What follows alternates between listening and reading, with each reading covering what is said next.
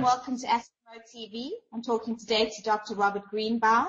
Dr. Greenbaum is a senior cardiologist working in London at the Royal Free, Barnet and Wellington hospitals. He is the past president of the cardiology section of the Royal Society of Medicine. He treats the full range of adult cardiology and has a particular interest in coronary angioplasty and implantation of pacemakers. Hi, Dr. Greenbaum. How are you? Good morning. I'm fine, thank you. Wonderful. Dr. Greenbaum, let's talk today about heart attacks and their treatments. So let's start off with, what is a heart attack? Well, in simple terms, the common cause of a heart attack is a sudden blockage of the blood supply to part of the heart muscle. The heart is a pump. If the blood supply is suddenly cut off, the heart doesn't pump as well. The patient normally feels that as a sudden tightness or sometimes pain in the chest. They're sweaty, they feel very unwell, and some patients feel that their last moments have come. They really become very ill suddenly. That's the usual pattern. And what causes heart attacks, and who would be at risk for a heart attack?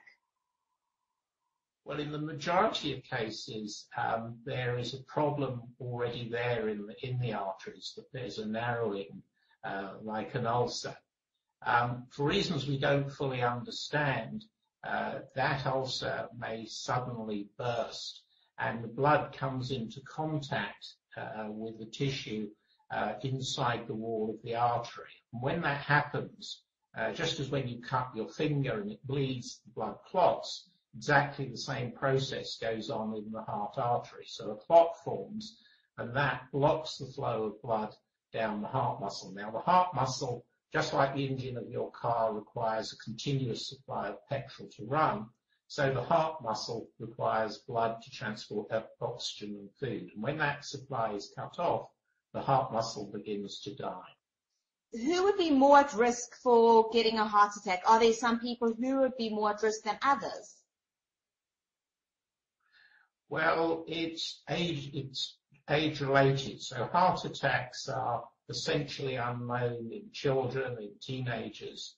Very occasionally you'll see them in people in their 20s and 30s. But once you pass the age of 40, they gradually become more common. Often there is a history of factors which we know can increase the risk, such as high blood pressure, high cholesterol. And also, we look at closely the family history. So if a close member of the family, a parent or a brother or sister, has had a heart attack or a stroke before the age of around 55, we know that greatly increases the risk. Another group that's at increased risk are diabetics, and they have a much higher risk than the general population. And how are heart attacks diagnosed, and what treatment options are available? Well, I've been privileged to live through a time of revolution from when I was a medical student, having virtually no treatment and having to sit back and watch the heart muscle die and hope the patient survive, to now very active treatment, which, if given early enough with angioplasty, can virtually totally preserve the heart's function. So the patient will typically become very unwell. It's very obvious usually to the patients or people with them that they're ill. And fortunately, patients are now aware and will summon help in the United Kingdom through dialing 999. And spreading out over the country now, we have a very sophisticated system where the ambulance service will go out very quickly, typically within 10 minutes or so, see and assess the patient and do an electrocardiogram, an electrical recording of the activity of the heart.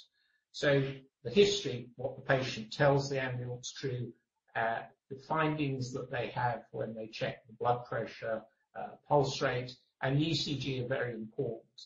And if the ambulance crews feel that there is a heart attack, then they will the ambulance service will alert the receiving hospital, and the patient will be taken straight to the hospital, in most cases not to the A&E or casualty department, but straight to the cardiac catheterization laboratory, because that is the place where we can most help the patient. In the hospital where I work and do this at the Royal Free in London, when the ambulance service warn the hospital, the staff in the telephone switchboard phone the whole team, the consultant, the registrar, the nurses. And so whilst the patient is being transported to the hospital, we're on the way to the catheter lab, and there are people there to receive the patient. And the patient is then taken into the cardiac catheterization laboratory, and then can receive the appropriate treatment. Dr. Greenbaum, is it possible to prevent heart attacks? Well, unfortunately, we can't prevent them, but we know that we could reduce the risk, so that we have ways of, when we see individual patients, of assessing what the risk is over the next 10 to 15 years of them having a heart attack and indeed a stroke.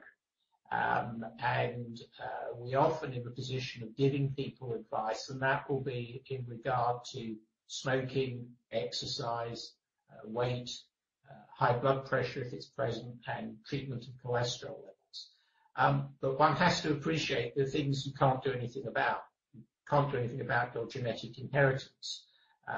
You inherit your genes from your parents. You often inherit other things as well, your eating habits, your dietary habits, the amount of exercise you take. And those things and your age, you can do nothing about. It's a regrettable fact that as you become older, then you're much more likely to have a heart attack. But there are things you can do. Certainly, in my view, one of the most important things is not to smoke, or if you have smoked, to stop, control your weight, take a little bit more exercise. Cardiologists, we're often thought of as being a bit spoil sport or going on about these things. And the reason is they're important, and the fact is that you can improve your chances and reduce the risk, but you can't make the risk zero. As you get older, that risk. Thank you, Dr. Greenbaum. Thank you so much for talking to me today.